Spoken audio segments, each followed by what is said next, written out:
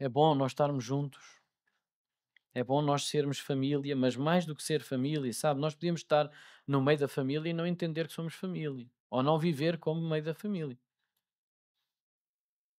E essa é uma realidade que nós podemos experimentar desde casa. Nós experimentamos isso desde casa. Nós muitas vezes estamos em família, mas não sabemos viver em família. Nós muitas vezes estamos em família, desejando querer ser família e não estamos a disponibilizar-nos para ser família. Isso também acontece aqui. Então, nós podemos viver de uma forma intencional a ser família ou de uma forma automática e rotineira de ser família. E isso vai ter um impacto não só na nossa vida, mas na vida daqueles que estão à nossa volta. Experimentem isso em casa. Eu sei que vocês já experimentaram, porque há dias que nós estamos tão isolados e até ficamos mais chateados connosco porque não nos conseguimos desprender e doar-nos à pessoa que está à nossa volta.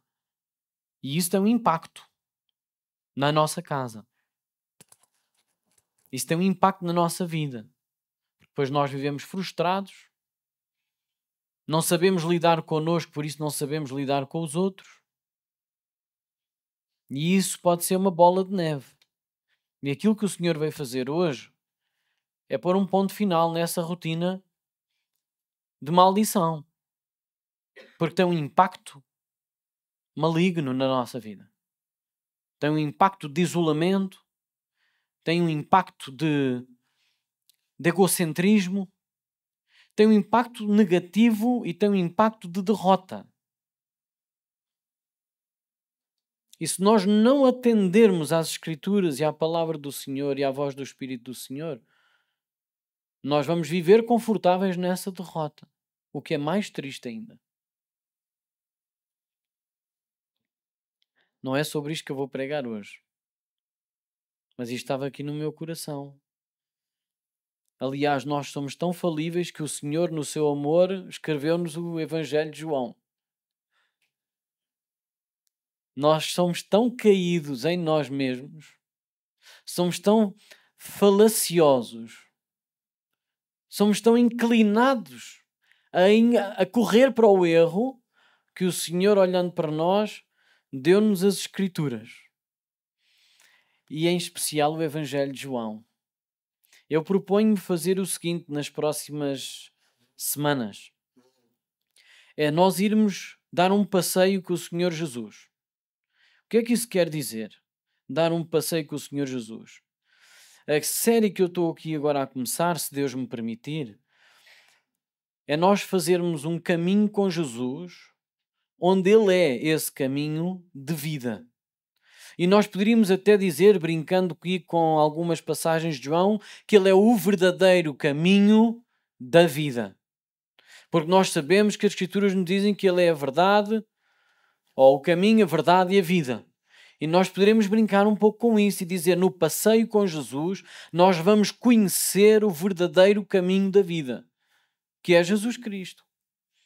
Então o que proponho fazer é retirar aqui alguns excertos dos Evangelhos, vamos passear nos Evangelhos, pelos Evangelhos, de mãos dadas com Jesus e aprender dele. Aprender dele. Que é isso que nós precisamos. Aliás, em Mateus, eu sei que eu não vos passei estas passagens, eu te peço perdão, mas eu disse, não era, que eu ia fazer isto provavelmente. Então Mateus 11, 28 a 30, diz aquilo que nós precisamos hoje de ouvir antes de entrarmos para a nossa pregação. O Senhor Jesus convida-nos a fazer uma coisa. Vinde a mim, todos estão cansados e sobrecarregados.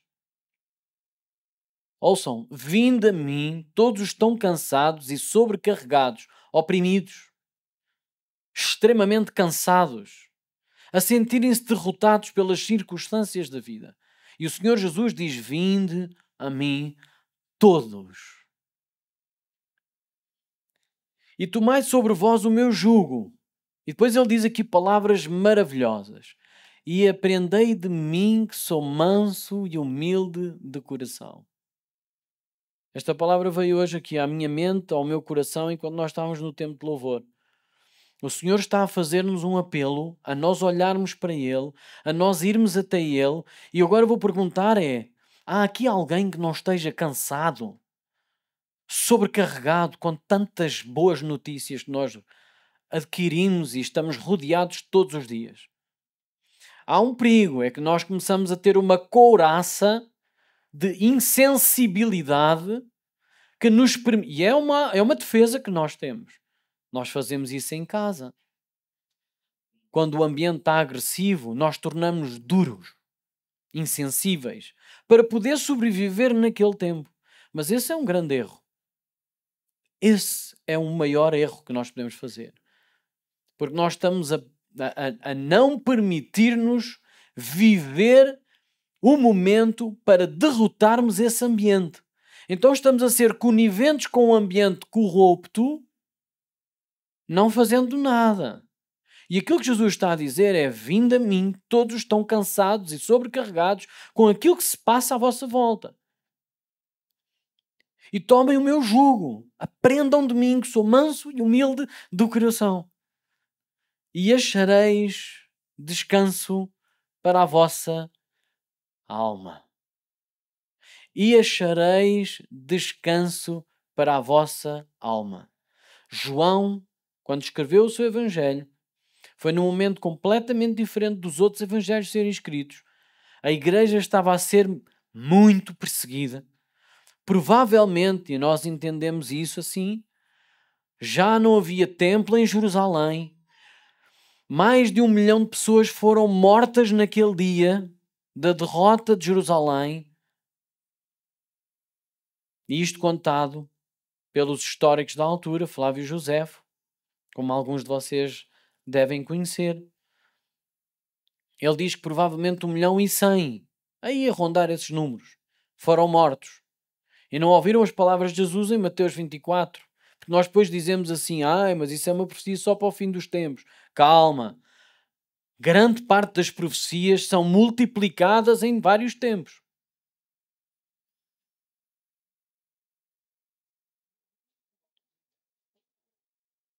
Ai das viúvas naquele dia. Será necessário vocês fugirem para os montes, porque grande vai ser a destruição.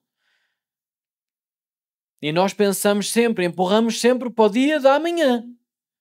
E esquecemos de viver o dia de hoje de uma forma mansa e humilde de coração. A aprender do verdadeiro mestre que é manso e humilde de coração. Para nós acharmos paz para a nossa alma. Nós andamos tão corridos. Mas o Evangelho de João mostra-nos isso. Vamos abrir o Evangelho de João no capítulo 1. Vai ser dos versos 1 ao 14. Vamos achar paz para a nossa alma. Vamos ouvir o que o Senhor tem para dizer hoje. Para os nossos corações. Para nós pararmos um pouco com a corrida desenfreada à procura de não sei o quê, para agradar não sei quem, para ganhar não sabemos ainda o quê, para gastarmos no dia que não conhecemos. Ouçam, não vale a pena. O Senhor Jesus ensinou-nos de uma forma claríssima o que é a vida eterna. Os que estiveram na sexta-feira lembram-se, não é? Porque esta é uma pergunta que muita gente faz e pouca gente sabe responder. O que é a vida eterna? E Jesus responde: a vida eterna é esta. Que conheçam a Deus, o único e verdadeiro Deus, e a Jesus, o seu Filho. Essa é a verdadeira vida eterna. É para isso que a nossa vida devia estar a correr. Que as nossas emoções e sentimentos estivessem virados para esta vida eterna. Conhecer Deus como o único Criador dos céus e da terra e a Jesus, seu Filho. E que nós vamos ver quem é Jesus. Então, no princípio, era o Verbo. E o Verbo estava com Deus.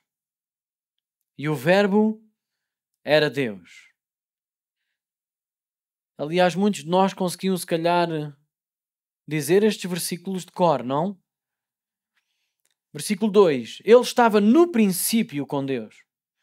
Todas as coisas foram feitas por intermédio dele, e sem ele nada do que foi feito se fez. A vida estava nele, e a vida era a luz dos homens. A luz resplandece nas trevas, e as trevas não prevaleceram contra ela. Houve um homem enviado por Deus cujo nome era João, que não é o escritor deste livro, mas João o Batista. Este veio como testemunha para que testificasse a respeito da luz, a fim de todos virem a crer por intermédio dele. Ele não era a luz, está a falar de João, mais uma vez, o Batista. Ele não era a luz, mas veio para que testificasse da luz, a saber, a verdadeira luz. Sabemos quem é que ele está a falar. Que vinda ao mundo ilumina a todo o homem.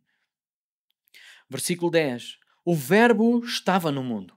O mundo foi feito por intermédio dele, mas o mundo não o conheceu. Veio para o que era seu e os seus não o receberam.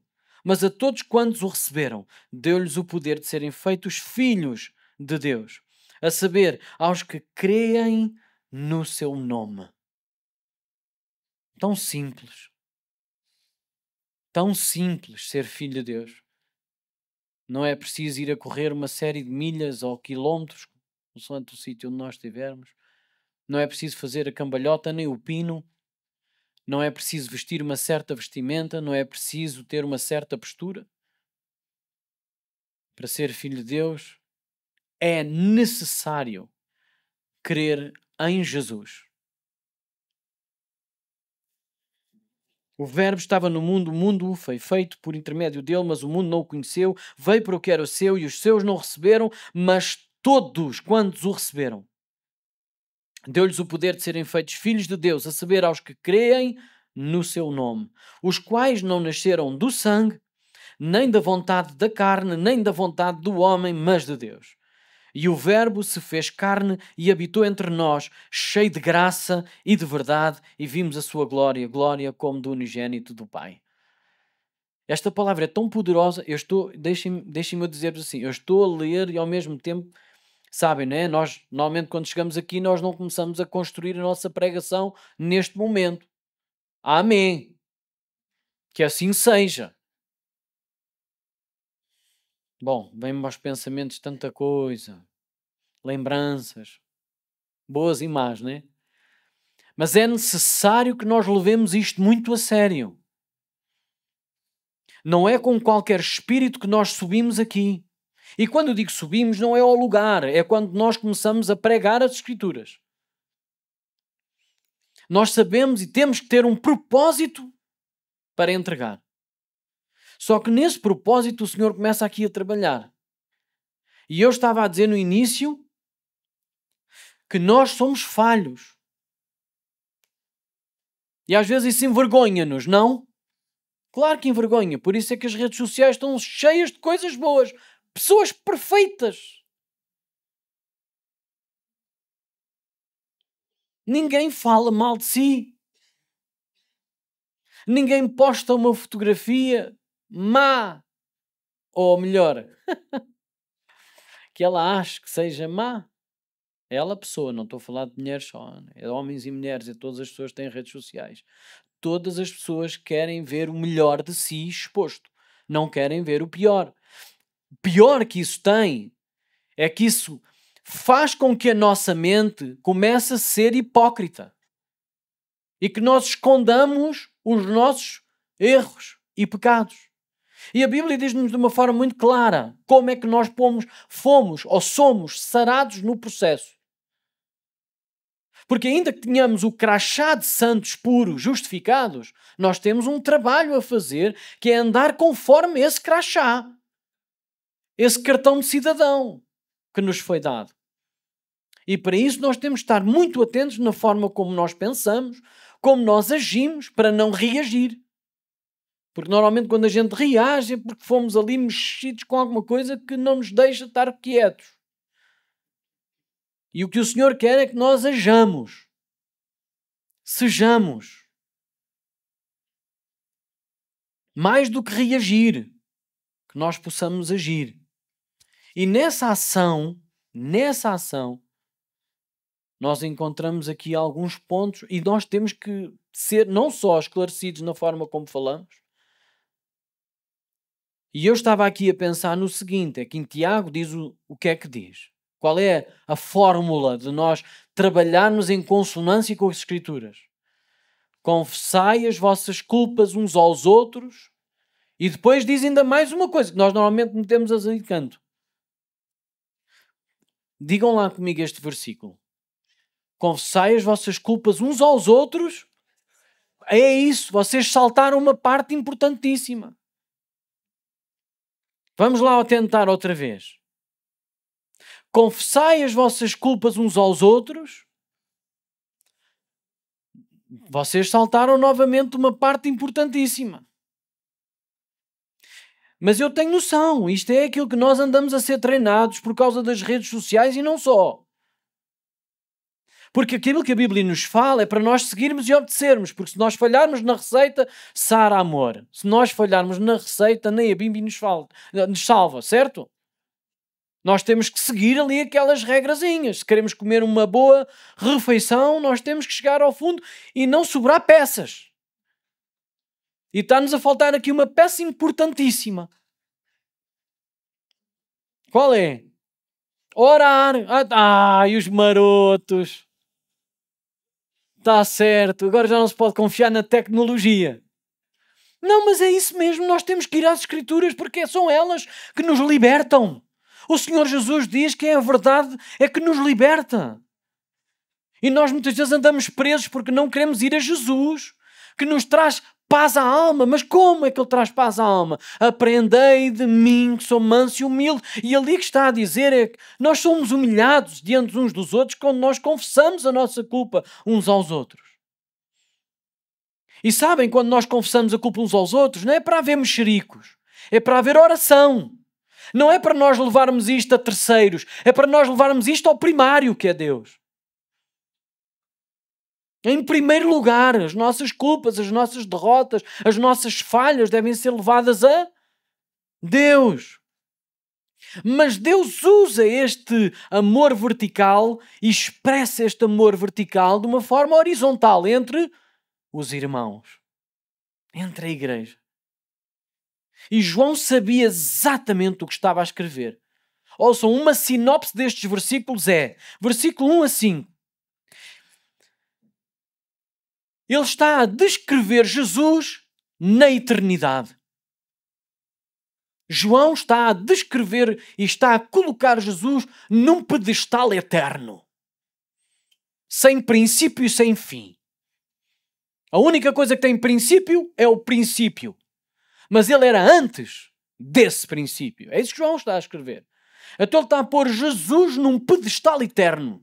E depois ele diz, mas houve um momento. Houve um momento em que esse Deus quis se encontrar com a sua criatura. Então ele enviou alguém a testemunhar, a abrir o caminho, a proclamar que ele estaria a chegar. E esse homem é João o Batista.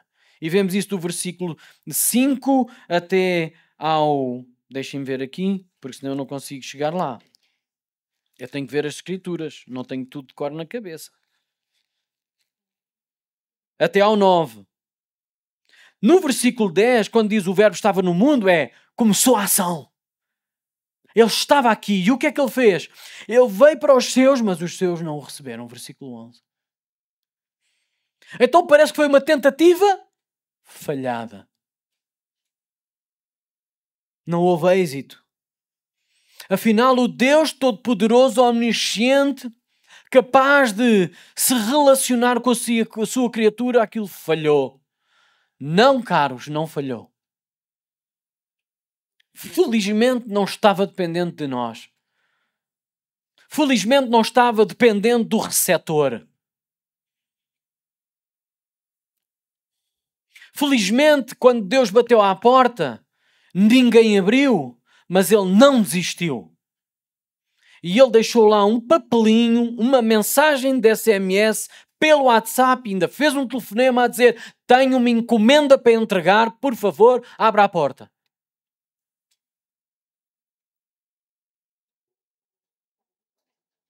Felizmente.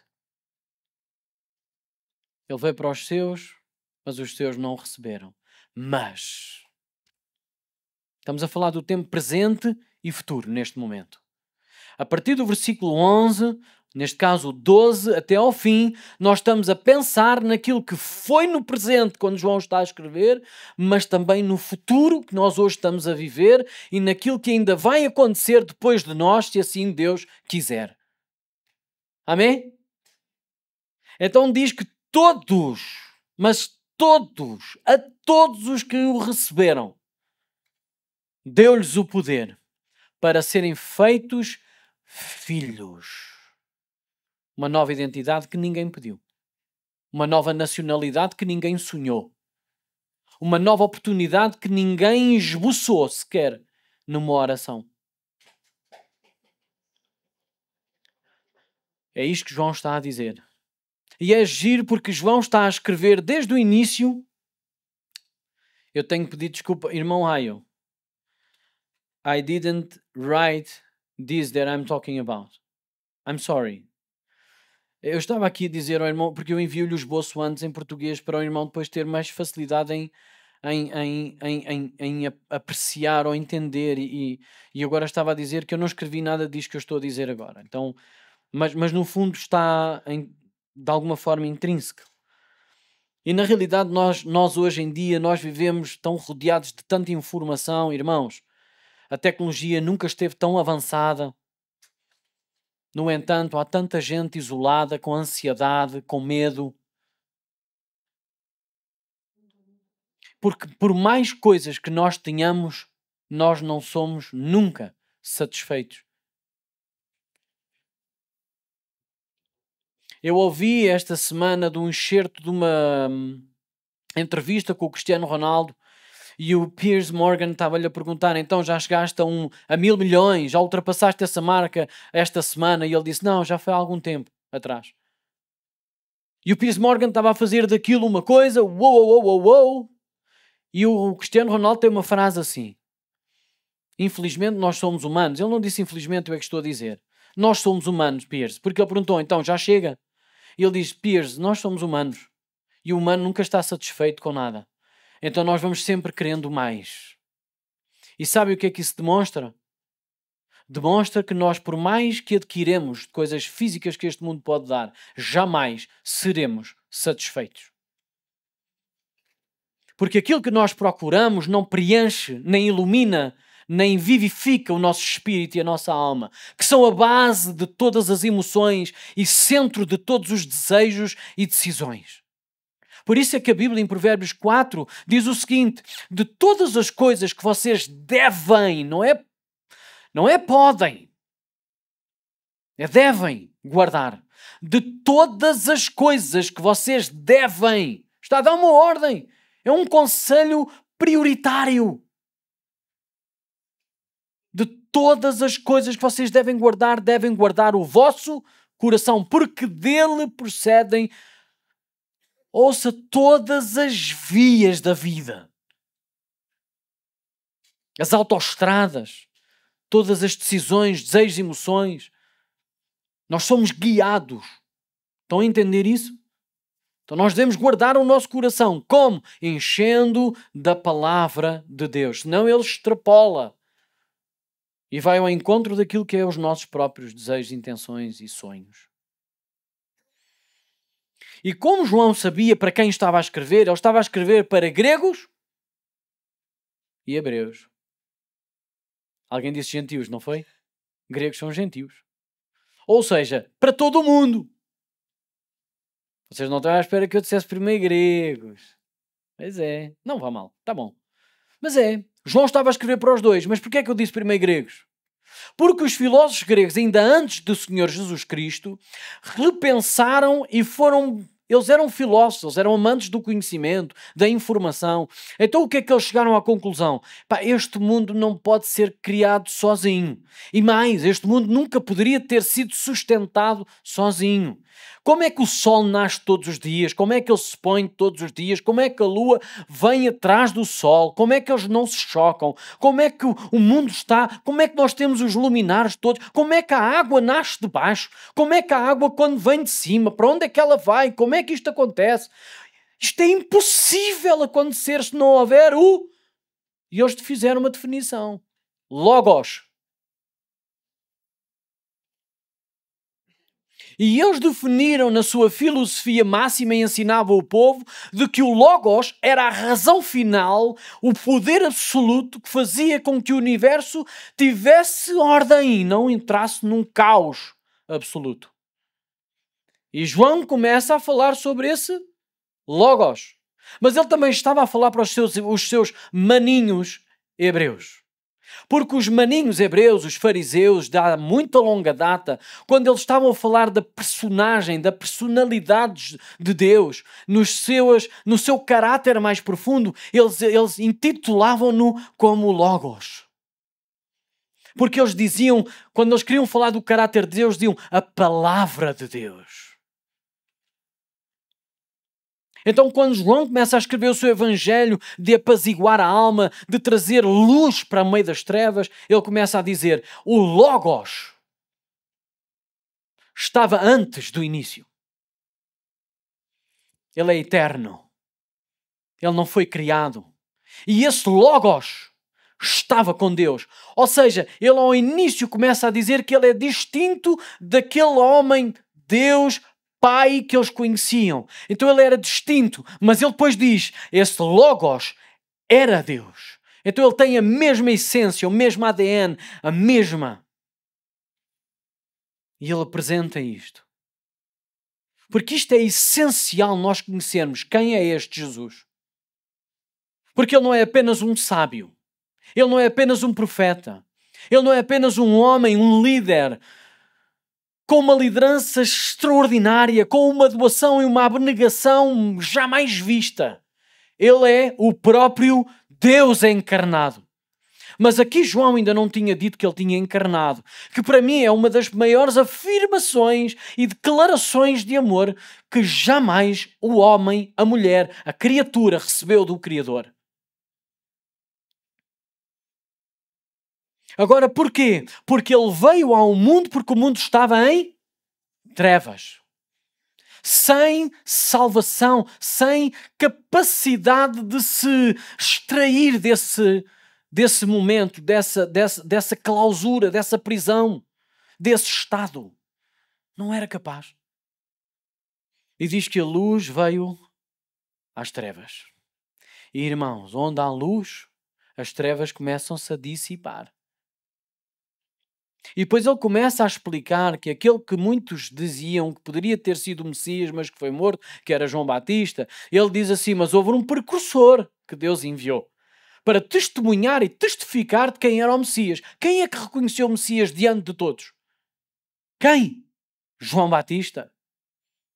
E logo de seguida, quando João Batista reconheceu que afinal o seu primo era o Messias, porque lhes tinha sido dito pelo próprio Deus, quando ele disse, olha, eu quero que tu vás a batizar, porque vais batizar o Cristo. Ele disse, quem é? Não te interessa, vais ver, é o Espírito Santo a descer sobre ele. E ele deve ter ficado naquela, uou! Vai ser, creio eu, que é a próxima pregação sobre o batismo. Por isso não vou desvendar já tudo. Também ainda não fiz a pregação, mas a narrativa não mudou. Não foi a primeira vez que a gente vai ler. Não é a primeira vez que a gente vai ler. Mas a realidade é que João Batista era um precursor, era alguém que Deus tinha escolhido para anunciar que o Verbo se vai fazer carne. Claro que eles não entenderam nada disso. Mas João está a clamar, a declarar e a afirmar quem é este Jesus. Que muitas vezes sai da nossa boca com alguém com algum poder, com alguém com alguma sabedoria, com alguém que tem algum poder ali temporário sobre algumas coisas da nossa vida, mas que muitas vezes não é o verdadeiro Senhor. Que muitos de nós escolhem, não digo muitos de nós humanos, criaturas, escolhem Ele, todos escolhem Ele como Salvador. Glória ao Senhor pela salvação. Mas quando chega à palavra Senhor, ao domínio que Ele tem de ter na nossa vida, nas nossas decisões, então aí a coisa começa a contorcer. Vamos ser honestos, não é fácil. Nós tivemos um tempo de uma vida a fazer decisões pela nossa própria cabeça, contra tudo e contra todos. E de repente alguém nos diz, agora tu tens que largar mão disso e tens de ser seguido por alguém que tu ainda não conheces, mas vais conhecer. Nós apresentamos assim o Evangelho. Porque nós que precisamos, queremos, imaginem isto, nós queremos apresentar Jesus logo como Senhor e Dominador e as pessoas nem sabem a quem é que vão entregar a vida. E muitos de nós chegam a este caminho e estamos na mesma página. Porque nós ficamos com um êxtase tão grande e com uma vontade tão grande de transformação de vida que queremos dar a vida, mas nós não sabemos ainda a quem. Porque só ouvimos o quê? Que é o Evangelho. Mas não conhecemos a pessoa, que é Jesus Cristo, o próprio Evangelho. Então é como se nós ouvíssemos a João a anunciar quem viria, mas depois nós dizemos logo assim, em cheque em branco, ok, eu dou a minha vida a essa pessoa que tu estás a anunciar, mas depois viramos costas e não conhecemos quem é essa pessoa. Estou a fazer-me entender? Porque é assim que nós fazemos muitas vezes a nossa vida. Nós declaramos com a nossa boca, honra o Senhor, mas o nosso coração está distante dele. Porque nós pensamos que por verbalizar alguma coisa ela já aconteceu. E nós estamos a viver numa era, meus queridos, nós estamos a viver numa era que vocês não conseguem discernir isto. Porque vocês estão habituados desde bebés a tocar num botão e as coisas acontecem. E com Deus não é assim. Com Deus há que escavar. Há que valorizar. Nós temos que ir ao encontro, nós temos que procurar, nós temos que buscar, nós temos que abrir caminho, porta. Não é assim que o Senhor diz? Buscai e encontrareis. Ele não diz encontrem sem buscar. A porta vai se abrir, mas vocês nem vão bater. Vocês vão receber, mas nem pedir, vocês pediram. Não é assim que as coisas acontecem, pois não? É pedir e dar-se-vos-á. Buscai. Mas não diz buscai apenas 1 hora, 1 dia, 2 dias, 3 dias. Diz, a tua vida deve ser uma busca incessante e constante. E é nesse caminho que tu vais encontrando, vivendo, conhecendo a Jesus Cristo. Batam. Jesus em João 10 diz, eu sou a porta. Aqueles que passam por mim encontram a vida eterna, irmãos. Porque Ele é a vida eterna. Então nós temos que bater, nós temos que buscar, nós temos que pedir constantemente, vivendo dessa forma. E João sabia disso e por isso ele estava a escrever isto. E depois é extraordinário porque a vida se tornou carne, visível, pessoa. Eu tenho tanta coisa para... Já disse muito mais do que aquilo que eu tinha escrito. Mas eu não me quero perder aqui, porque o Verbo eterno se fez carne. Ele é luz para os homens. E, aliás, Jesus não dá apenas vida. Jesus não anda aí a distribuir reboçados de vida, chocolates de vida. Ele é a vida. Jesus não anda a distribuir vida. Ele é a vida. Por isso é que em João 6, quando nós vemos aquele discurso duro, que ele diz quem não comer da minha carne e não beber do meu sangue não tem parte comigo, as pessoas ficaram escandalizadas. Porque eles estavam habituados a fazer o quê? Olha, quero um hot dog. Já agora um carapauzinho e 2 sandocas, faz favor. Era assim que as pessoas lidavam com Jesus. Faz favor, dá-me aí a comida de hoje. Obrigado. Bom, não, tenho que ouvi-lo aqui durante um tempinho, ok? Tá bom. Vida igualzinha. Quando Jesus diz, não. Vocês andam a procurar-me por causa da comida e da bebida, por causa de andarem a ficar satisfeitos sempre que estão ao meu redor. Mas não é isso que eu quero. Essa não é a intenção. Esse não é o plano. Eu quero que vocês comam de mim. Eu quero que vocês sejam parte comigo. Isso é muito mais do que ser alimentado por alguém. Porque há momentos em que não vai haver alimento e vocês são dele na mesma. Se vocês não acreditam nisto, então leem os Salmos. Quando Jesus está no silêncio. Há momentos da nossa vida em que Jesus está no silêncio. Em que Deus não vai estar a falar ao nosso coração como nós gostaríamos. Porque nós precisamos de silêncio.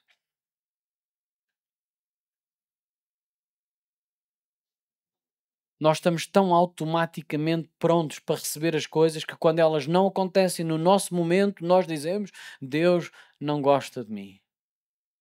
Deus não ouve as minhas orações. E depois começamos a tentar encontrar qual é o problema.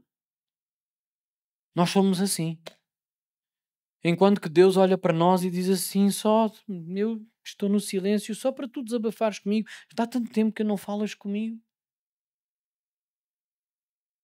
Eu quero que tu ouças as tuas próprias orações, que às vezes são parvoíces autênticas, não é? Mas nós trazemos cá para fora, diante do trono da graça, aquelas coisas que nos incomodam mais. E às vezes é nesse momento que nós depois vemos que fomos libertos. Uau, afinal era uma coisa tão simples, tão doce, tão boa. Foi só preciso estarmos naquele lugar onde eu só falo contigo, onde mais ninguém está a ouvir. E nós somos renovados. As nossas forças são renovadas. A nossa mente é limpa, é tranquilizada. Oh, irmãos, vamos parar de andar à procura de receber coisas rápido. Vamos dar ao Senhor o que Ele merece, que é o nosso tempo. Quantas vezes é que nós em igreja paramos em silêncio só para lhe entregar exatamente isso, o nosso tempo? Porque é o que nós temos de mais precioso. É o que nós não queremos dar a ninguém. Negociamos isso muito bem negociado e no final das contas nós exigimos o tempo dos outros, mas o nosso.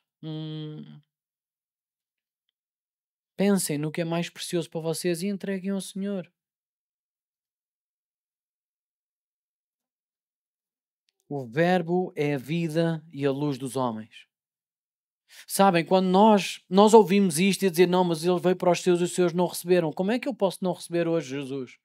Há formas. Querem ouvir algumas expressões? Querem ouvir algumas expressões que nós muito provavelmente nós já as tivemos. Eu resolvi isto sozinho. Isto é simples, eu resolvi isto sozinho. Mas nós não estamos a ver o futuro. Que depois, mais à frente, nós precisamos de uma carga enorme, de gente enorme, sábia, como se fosse o próprio Jesus, e exigimos deles, dá-me uma resposta, porque a minha vida está um caos. Mas a coisa foi lá à frente, ou lá atrás, deixem-me dizer assim, quando nós tivemos uma expressão de que, olha, eu agora não preciso da tua luz, eu agora não preciso da tua paz, eu resolvo isto sozinho. Isto diz alguma coisa? Jovens, atenção com quem vocês casam. Não se deem ao namoro por qualquer coisinha, mas só para glorificar a Deus. Eu sei que isto agora não vos diz nada, mas depois eu não estou a lavar as minhas mãos na bacia, a dizer, olha, agora já vos disse, vocês têm que levar connosco. Nós somos baluarte da verdade, coluna firme da verdade. Nós não andamos aqui a brincar às coisinhas. Porque, irmãos, o nosso casamento é o pilar da sociedade, diz o mundo. Diz o mundo. E o que a Bíblia diz é que ele é chão de bênção. Ou chão de maldição. Sabem disso? O nosso casamento ou é chão de bênção, onde a bênção é semeada, ou é maldição. Trevas. Não há hipótese. Nós não podemos dizer ao Senhor Jesus, isto eu resolvo sozinho. Esta pessoa para passar a vida comigo sou eu que escolho. Porque isso tem consequências futuras enormes que nós não vamos saber lidar. Já Deus sabe o que é preciso negar, abnegar, dar o braço a torcer com a pessoa que o Senhor quer ao nosso lado. Quanto mais aquela pessoa que o Senhor nunca convidou para estar ao nosso lado, mas que nós fizemos finca-pé e dissemos, eu é que escolho, nisto eu resolvo sozinho. Veio para os seus, mas os seus não o receberam. Mas hoje temos uma palavra enormemente alegre. Mas a todos os quantos o receberam e o puseram em sua vida, em primeiro lugar, em que disseram, eu não quero resolver nada na minha vida sozinho. Senhor, esta coisa não é tão insignificante que eu não queira ter a tua opinião, que eu não queira saber qual é a tua escolha sobre a minha vida. Isso é chamar a luz para a nossa vida. Isso é aprender dele, que é manso e humilde, para que nós alcancemos paz para a nossa alma. Olha, irmãos, isto não é qualquer coisa. Os ricos davam a sua fortuna toda para alcançar paz. Por isso é que muitos deles tiram a sua própria vida. Porque acham na sua mente pequena que já deram tudo. Que já não há mais escape. Por isso é que muitos deles, ainda há pouco tempo, nós testemunhámos e vimos do Matthew Perry, do Chandler Bing, dos Friends. Ele disse, eu alcancei tudo o que o mundo quer, fama, dinheiro, tudo, eu tive tudo. No entanto, não tinha nada. Sabem porquê? Porque ele disse, Senhor, eu isto resolvo sozinho. E pegou numa garrafa de vinho com 14 anos, embarcou-a toda e ficou ali à noite e disse, nunca me tinha sentido tão bem na vida. É isto que eu quero perseguir. E depois andou o resto da vida, com todas as fortunas no mundo, gastou mais de 10 milhões de dólares em reabilitação e nunca conseguiu. Sabem porquê? Porque ele disse, no momento da sua vida, por causa de dificuldades, sim, mas disse, Senhor, eu isto resolvo sozinho. E aquilo que o Senhor Jesus está a dizer através de João no seu Evangelho é, a luz veio para dar vida. Para abrir os nossos olhos, os nossos horizontes, para nos dar uma nova expectativa, dar-nos uma nova oportunidade. Hoje é tempo de ganhar vida em Cristo. Ouça, filho de Deus não acontece por tradição religiosa. Porque ele diz, mas todos os que receberam, deu-lhes o poder para serem feitos filhos de Deus. Ele diz que é aos que creem no seu nome. Aos que creem no seu nome. Porque ele diz, como é que é isso de receber? Como é que é isso de receber o poder para ser feito? A saber, aos que creem no seu nome. Tantas pessoas acham que é preciso fazer 30 por uma linha para ser filho de Deus e vão à procura de lugares, de lugar em lugar, de lugar em lugar, de lugar em lugar, de religião em religião, de coisa em coisa, estratégia humana em estratégia humana, e a Bíblia diz aos que creem no seu nome. Sabe o que é que a palavra crer quer indicar? Não é só acreditar. É depositar toda a sua confiança nele. Depositar a sua vida nele. Dizer, olha Senhor, eu até aqui eu só fiz a geneirada e até as coisas boas que eu fiz nunca me aproximaram de ti. Porque jamais as nossas boas ações conseguem aproximar-nos de Deus. Só Cristo é o intermediário entre Deus e o homem. Só Cristo, só temos o intermediário, Jesus Cristo, o homem. E porquê o homem? Porque foi quando ele foi feito homem que veio aqui a este meio das trevas em que ele iluminou todo o homem. Ele foi até uma cruz. Porque todos nós estávamos em trevas. Todos nós dizíamos, eu resolvo sozinho. Não, esta coisa é insignificante para eu levar a Deus. Não, eu não quero fazer, não quero ter um compromisso com Deus. Ouçam, nós ainda a semana passada ouvimos falar de Hebreus. Se a gente espremesse Hebreus e bebêssemos Hebreus, meu pai, Porque nós somos iguaizinhos a Abraão e nós temos que entender isto. Ele é o pai da nossa fé. É. Mas não é só pelas coisas boas que ele fez, é também pelas coisas ruins que ele fez. Quando Deus lhe disse que ele ia ser pai, ele aceitou. E diz que ele creu e isso lhe foi imputado como justiça. Mas sabem qual foi a frase seguinte que ele disse ao pai? Neste caso a Deus?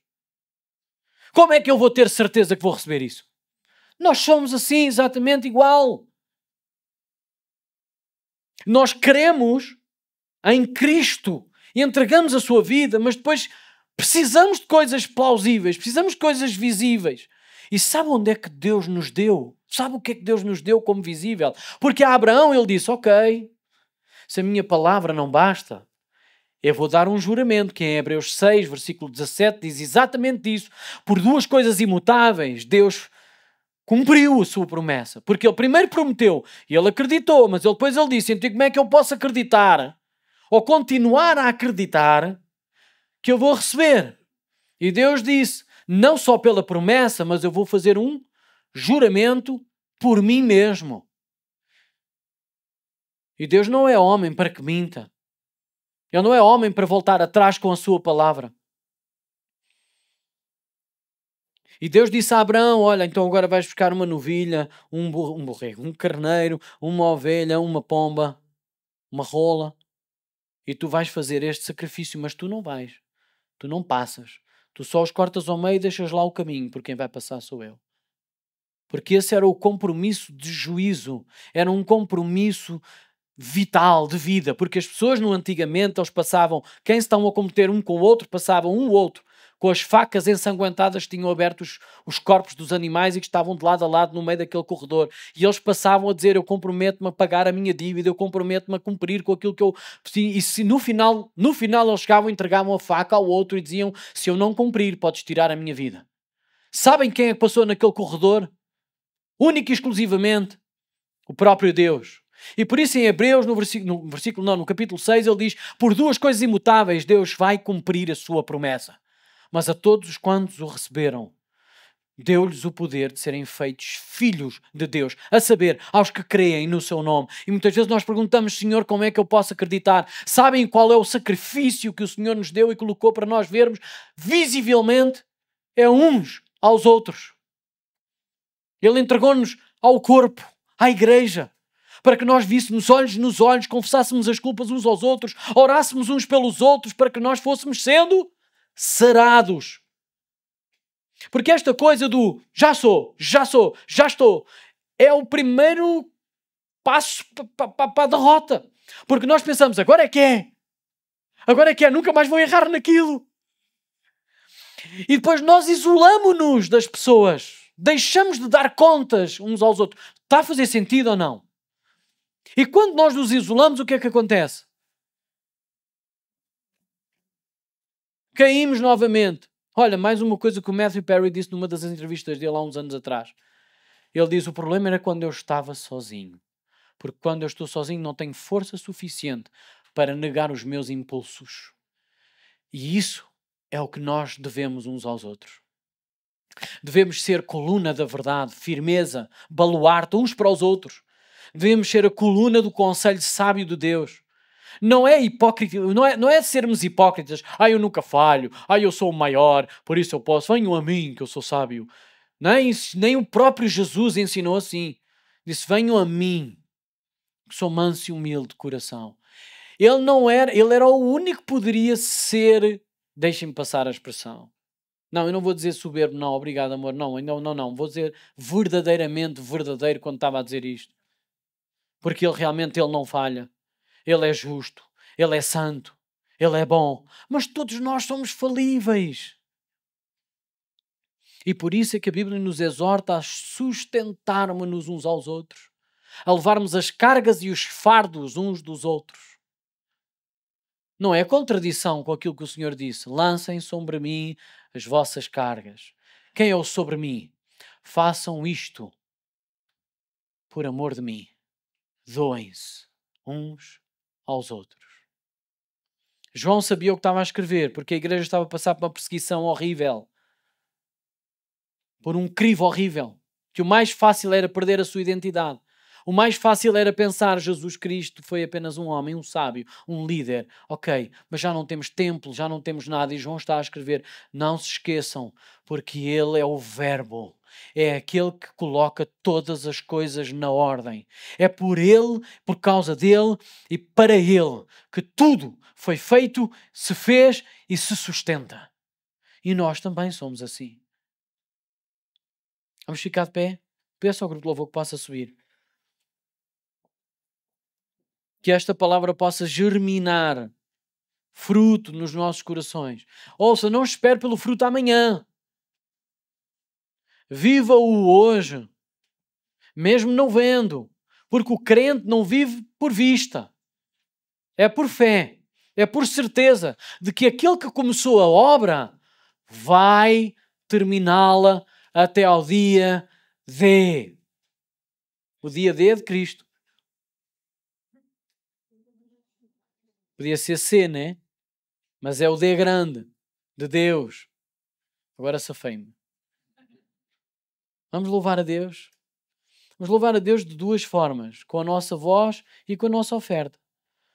Ninguém é obrigado a dar nada. Nem a sua voz, nem a sua oferta. Dê com alegria. Dê na medida em que o Senhor tem sido fiel na sua vida.